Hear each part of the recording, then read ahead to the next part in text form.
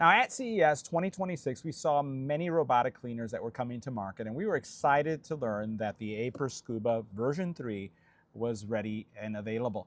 So we got our hands on it, and in today's video, we're gonna go over the Scuba 3 and highlight its features and its capabilities. And this is one of the best performing brands that we've reviewed on the channel when it comes to robotic cleaners. Really enjoy the overall application experience as well as how well it cleans our pool. What you'll see behind me is a saltwater based pool. It is a fiberglass pool, and we do keep it here in Chicago open all the way up to close to October. You know, it goes pretty far out, depending again on weather and stuff, but we have a heated pool. One of the biggest challenges that we have is, and this is any pool owner, is keeping your pool clean. So we are using the Aiper line to just make sure that the bottom of the pool, as we have our trees, as you can see in the background, just continues to be debris free so that we can enjoy the pool, especially during our limited season that we have here in Chicago. So let's get right into it, and we'll check out the features and why you'll want to consider the version 3 of the Scuba. Let's get right to it. Now in the box, you're going to receive several things. First of all, you have your charger. So this is the charger, but this is going to be plugged into the docking station. So what I like about this unit, the Scuba version 3, is that there's nothing that you connect actually to the robot. And at times, if you forget to close a port on a robot that has ports, you could damage them, right? So I like the fact that this is more of a worry-free design because it has no ports that get exposed. You have a hook, which is going to be your retrieval hook. Now, this robot will make it to the side of your pool, right? Which makes it really easy for you to retrieve.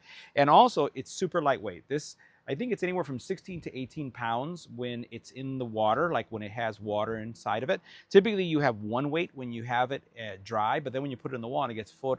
We put it in the water and it gets full of water, it picks up some pounds. So this one doesn't really get that heavy at all. The other thing that you have here is this docking station. And this is the cordless docking station that I really like. So you'll notice that it has some contact points here. These two contact points is what the robot will sit on when it's charging. In the back, you can see how it has some rubberized feet here that are going to help you when it's down in the grass area, or in my case, I have mine in kind of like a rocky area. So really nice little docking station. And again, here in the back, you'll notice is your contact points where you're going to put in the charger. So this charger that you have here goes just like this. And by the way, you can leave this outside. I leave my pool cleaners outside. They get rained. I only bring them in the winter. And a couple things that this robot has that is new to the lineup. First of all, this robot has obstacle detection. So very similar to the robots that you have cleaning inside of your home. It's going to see stuff on the floor, and it can detect a lot of different objects, which objects it should suck up and which ones it should avoid. Like for example, if there is a baseball, if there's a golf ball, is there anything in there that is not supposed to be sucked up, it will avoid it. It will not get close to it. If there's other things that need to be picked up, it will pick it up. So it's intelligent.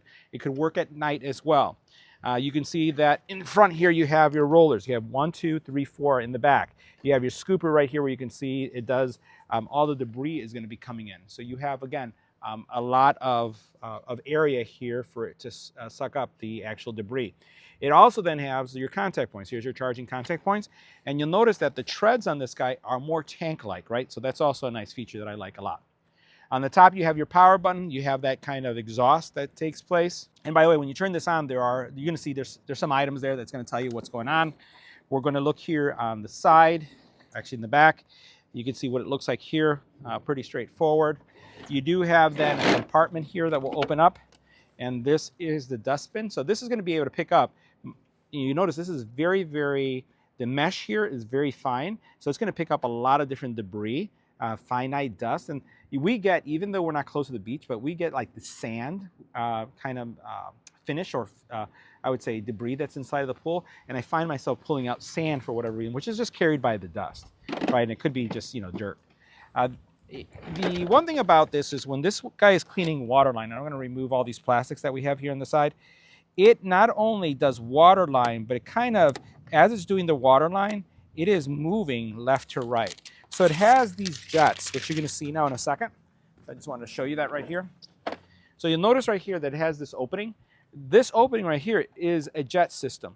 So when the robot is actually doing the water line, right, and it's up like this, these jets power out and it moves this way. So typically you have robots that do one of these things. This one, as it's doing this, it's actually pushing this way and it's moving across the water line, which is unique, and I haven't really seen many robots that do that.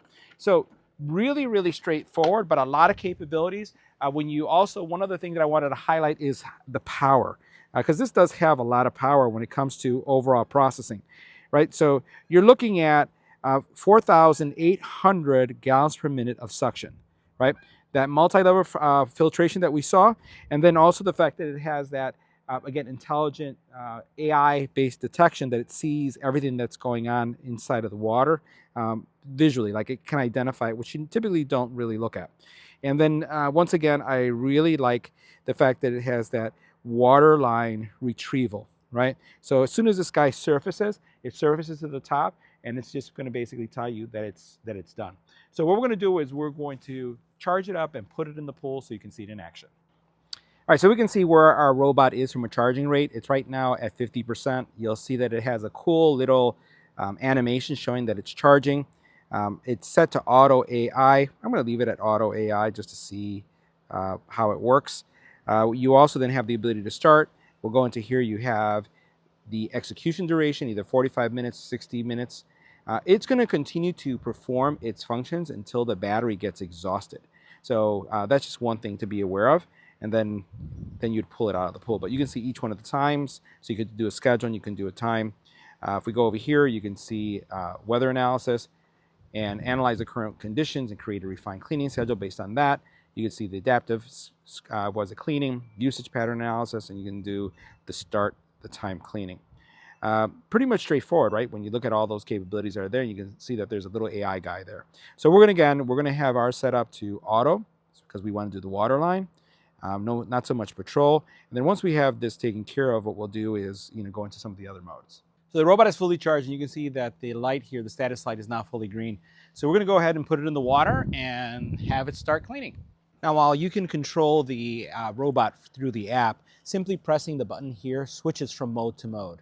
So you just press the button again. So you'll go for each one of the different modes. And we're going to do walls and bottom. We have some debris that's been in the pool. And as you're doing this, you can see that the Wi-Fi symbol is on, and you can hear some noise going on as it's kind of doing its thing. So what we're going to do next is just drop it in the pool. We'll let it sink to the bottom, and we'll let it run. And you can see we have our other Aiper product there. That is our top skimmer that is just taking care. This is last year's version. This is not the new version. But the cool thing about this guy over here is it's solar. I don't even charge it once. I just put it out and it runs all season. All I do is empty out the tray, and it does a really nice job of, again, picking up anything that's on the very top. I had to stop it for a little bit because I wanted to have some debris in the pool so that we could see the actual cleaning in place. So you saw that the robot, as it was put in the pool, kind of like the spout just pushed out water. That forces it to go to the bottom. And now what it's doing is it's scanning the bottom, and it's going to go ahead and start its cleaning. Now remember, this does feature AI in it, so it's going to do a much better job as it's identifying things that it shouldn't touch and those things that it should. But you can see it. It's already started going, and it's going to make its way up to the water line. And so you can see at the very top of the water line, there's some debris there already. They'll take care of that as well. So it's kind of like Spider-Man. Look at how it's just going up. And it's going to go ahead and do its thing over there and just take care of it. There it is. Now you can notice, you see that there's some ripples going on. So the robot is actually being pushed to the side by those side jets.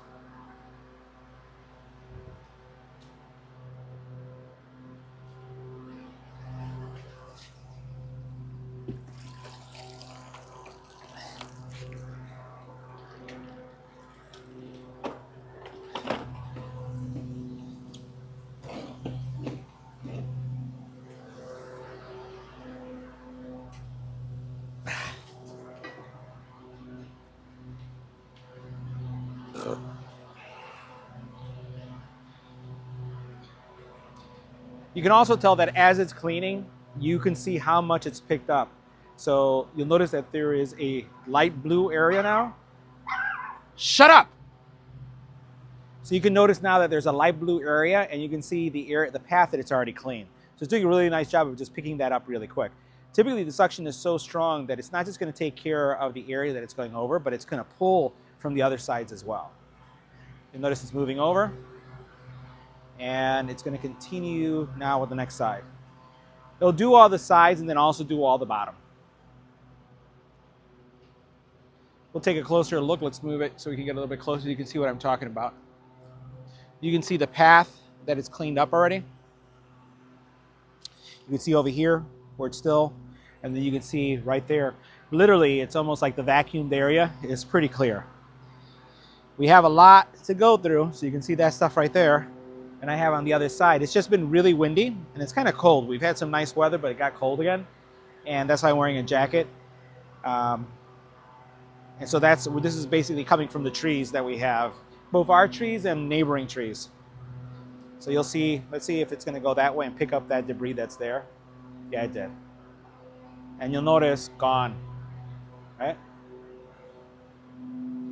And again, what makes this robot going to be much different than the traditional vacuum robots for your pool, right, is that this does have AI, and it's really functioning more like one of those robots that you have that clean your carpet and your hardwood floor, that mop and vacuum, where it has that AI detection, and that's kind of like what's driving this one to be a little bit different.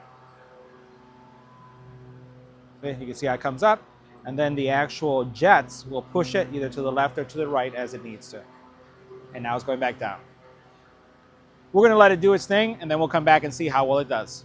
All right, so now let's take a look at what the end results are of the cleaning. We let this run the full cycle, and you can see the robot made it to the edge, which is what it does by design, right? It comes over to the side so that it can be retrieved. And as we pan around, you can see how well it cleaned things up. There's still a little bit left, right, which is sometimes that happens. But overall, the cleaning that it did is very, very good, because it covered the entire pool. Right, you can see our skimmer skimming, right? And that's doing really well. And you can see over here I have a previous generation Aiper that we also use. That's the most current one over there. And overall, the quality and just the cleaning was good. We'll probably run it one more time, and I'm sure it's going to get that piece right there. All right, so we're going to go ahead and take the robot out of the pool, and one of the things that we want to test is the weight, because they claim that this is a very lightweight robot when it comes to taking it out of the pool. So we're going to try that and see how light it comes, especially since it has so much water in it. And I'm going to put this hook around it and bring it up. And that was not bad at all. I want to get the hook out. Let's see if I can get it out really quick. And it came out really easily, right? So literally, all the water came out very, very fast. And again, you can see it right there, really, really quick. And it didn't have all the weight that you typically have from other robots. Let's take a look at what the tank looks like now, right here. All right, so this is the moment of truth, so you can see how much is captured, right? Go ahead and open this up. Take a look at all that. Now that's a lot. So guys, that wraps up our review. See you in the next video.